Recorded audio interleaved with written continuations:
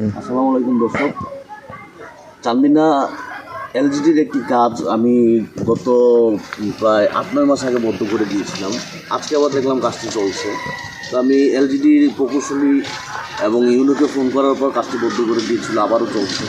তা আমি আজকে যা দেখলাম যে এই যে পুকুরের যে এটা, এর আগে আমরা দেখছি যে কুমিল্লা এলজিডির যে বিদ্যার এলজিডির কাজের অপকর্মের বিষয় হাসনাত আবদুল্লাহ খোঁচা দিয়ে উঠে ফেলছিলেন। আমি অবশ্য উঠাবো না, আমি হাসনাত আবদুল্লাহর মতো ওরকম ফেমাস না, ঠিক আছে, এটা উঠে যাবে, কিন্তু এই যে উঠে যাবে। আরেকটি বিষয়, আমি এই প্রথমে যখন কমপ্লেন করেছিলাম এলজিডি এবং কি ইউনোকে, এই যে পুকুরের যে বাঁধগুলা, এই বাঁধগুলা আসলে টিকসই না, এগুলো বৃষ্টি আসলে যে কোনো সময় পড়ে যাবে। আরেকটি বিষয় বলে রাখতে চাই যে মাত্র 1 ইঞ্চি ঢালাইতে কি রাস্তা টিকে থাকে কি না, এই বিষয়টি জানার আসলে খুবই জরুরি।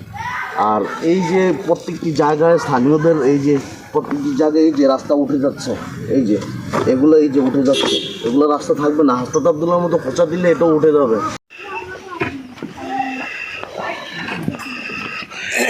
ভাই ঢালাইটার টেন্ডার কয় ইঞ্চির? 25 মিলি 1 ইঞ্চি।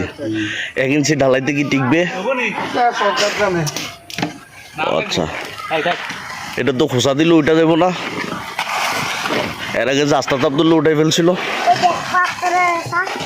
হ্যাঁ, খোঁচা দিলে উঠবে না?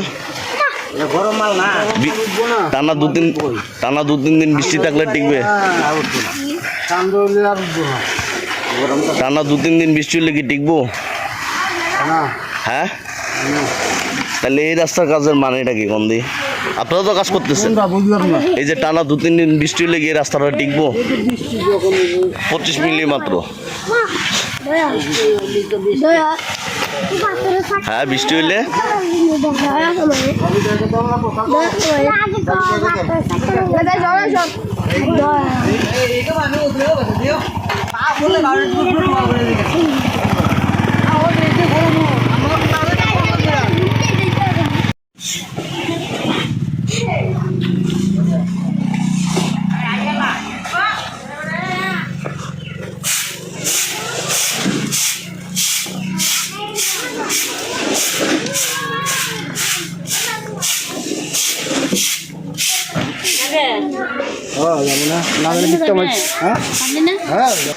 এই যদি হয় রাস্তার কাজ, তাহলে এই যে ভবিষ্যতে এই যে রাস্তাটি হচ্ছে সর্বোচ্চ 6 মাসে রাস্তা করতে পারবে। 6 মাস পরে বর্তমানে রাস্তার যে হাল ছিল, পূর্বের যে রাস্তার হাল ছিল তার চেয়ে ভয়ঙ্কর অবস্থা তৈরি হবে। এতে ভোগান্তি আরও, জনভোগান্তি আরও বেশি হবে। এতে সরকার ইনভেস্ট করছেন রাস্তার কাজে, কোটি কোটি টাকা ইনভেস্ট করে আসলে কি কাজ হচ্ছে নাকি কোটি কোটি টাকা লোপাট হচ্ছে, সে বিষয়টি খতিয়ে দেখা জরুরি বলে মনে করি। ধন্যবাদ।